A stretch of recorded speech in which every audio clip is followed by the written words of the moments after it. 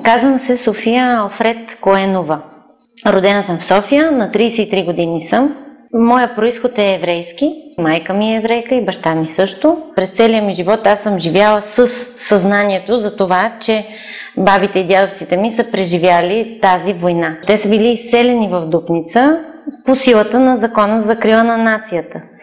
И това изселване в Дупница обуславя оттам насетне целия живот на тази фамилия. Аз осъзнах в един момент, че те са били на косъм от смъртта. Защото те в един момент са знаели какво се случва вече в Европа, имали са някаква информация, получавали са писма от някои техни роднини, които са живели в други европейски страни. Спасяването на българските евреи е резултат от един комплекс от фактори. За мен лично огромен фактор изиграва българското общество и въобще българския народ. Смятам, че ако той не беше такъв какъвто е и ако не беше проявил чертите, които е проявил в този момент, другите фактори нямаше да могат да надделеят.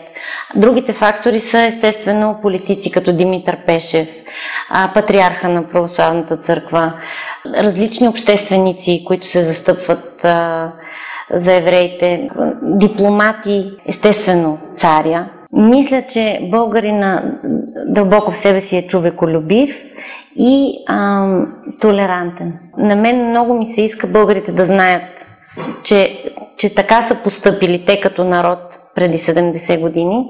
И моето твърдо убеждение е, че ако те знаят и познават добре тази история, ще осъзнаят, че има много с какво да се гордеят и ще осъзнаят, че трябва именно това да бъде запазено вътре в тях.